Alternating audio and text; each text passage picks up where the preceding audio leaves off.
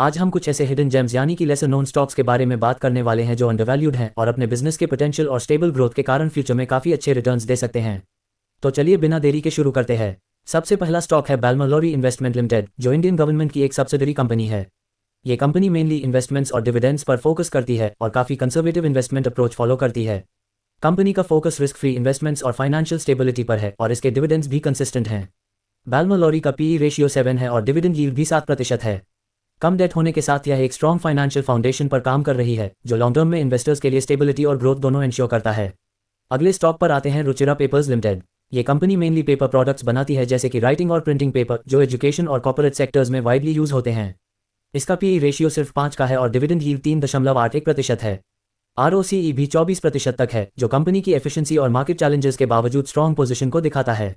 रुचिरा का focus cost effective paper production और environment friendly techniques पर है, जो आने वाले समय में इसे एक सस्टेनेबल और ग्रोथ ओरिएंटेड कंपनी बनाते हैं।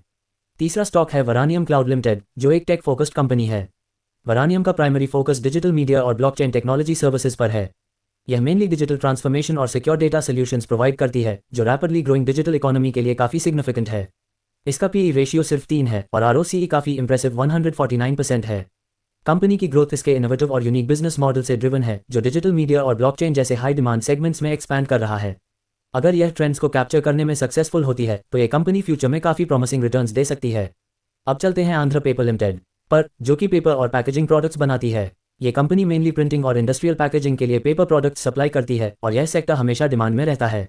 आंध्र पेपर ने अपने डेट को अग्रेसिवली कम किया है और ऑलमोस्ट डेट फ्री होने के करीब है, जो फाइनेंशियल स्टेबिलिटी का इंडिकेशन है। कंपनी का प्रॉफिट ग्रोथ रेट पिछले 5 वर्षों में 42% CAGR रहा है।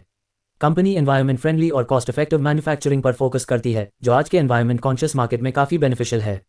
आखिरी स्टॉक है चेन्नई पेट्रोलियम कॉर्पोरेशन लिमिटेड। यह एक रिफाइनिंग कंपनी है जो मेनली ऑयल और पेट्रोकेमिकल रिफाइनिंग में इन्वॉल्व है। इसका बिजनेस मॉडल क्रूड ऑयल को रिफाइन करके फ्यूल और अदर पेट्रोकेमिकल्स बनाना है, जो मार्केट में काफ़ी हाई डिमांड में है। ये कंपनी अंडरवैल्यूड होने के बावजूद काफ़ी सॉलिड ऑपरेशनल परफॉर्मेंस दिखाती है और अगर ऑयल प्राइसेस या रिफाइनिंग मार्जिन्स रिकवर होते हैं तो ये स्टॉक इन्वेस्टर्स को अच्छे रिटर्न्स दे सकता है। कंपनी का फोकस अपने रिफाइनिंग कैपेबिलिटीज़ को मॉडर्नाइज करने और ऑपरेशनल एफिशिएंसीज बढ़ाने पर है, जो इसके लॉन्ग टर्म ग्रोथ पोटेंशियल को और भी स्ट्रॉन्ग बनाता है।